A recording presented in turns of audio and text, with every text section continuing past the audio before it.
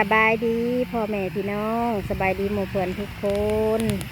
คนทำงานสวนเรียนก็สิอยู่ประมาณนี้พี่น้องฉีดยาอีกแล้วสวนหมองอยู่เป็นหลักๆหรือว่าสวนหมองผักเด้อพี่น้องเด้ออยู่ที่น้ำตก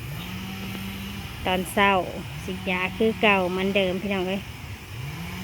ฉีดยาพ่นยาให้พี่น้องเบิ่งแต่สวนนี่แหละแต่ละมื้อแต่ละวันนะพี่น้องก็สิอยู่ประมาณนี้พี่น้องฉีดยาอยู่สวนหมองอยู่ครบรอบพี่น้องตอนเช้าวันพฤหัสหรือว่าวันประหัสเนาะพี่น้องเนาะวันประหัสวิธีฉีดอยู่สวนหมองอยู่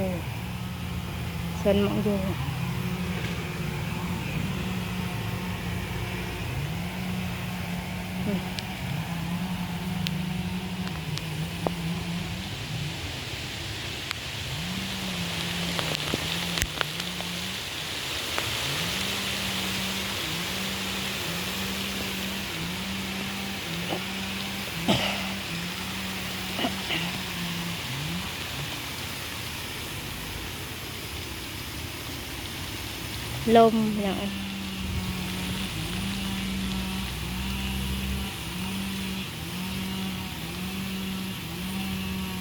ลมกระสีดเนี่ย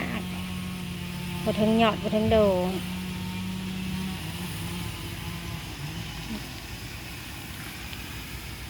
ตอนนี้ก็ทำยอดทำใบพี่น้องช่วงนี้ก็ได้ว่าง่ายๆก็ตัดโลกออกไปแล้วก็พื้นต้นพื้นใบใหม่พี่น้องใส่ฝุ่นใส่ปุ๋ยฉีดยาให้อาหาร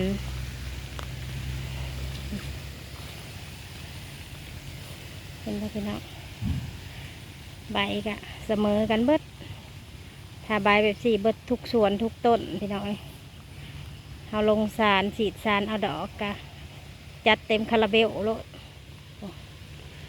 มันบ่มีโรคมีหมดมีแมงมากัดพี่น้องเสมอ อย่างสวยงามหรือว่าอย่างงามเลยพี่น้อง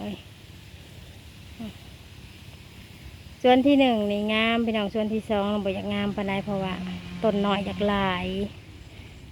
อันนี้ต้นน้อยนับกระคูพี่น้อง4-5 ต้นส่วนหลายที่ซ้ำกันเบิดพี่น้อง ส่วนหลายนี่สิต้นซ้ำกันเบิด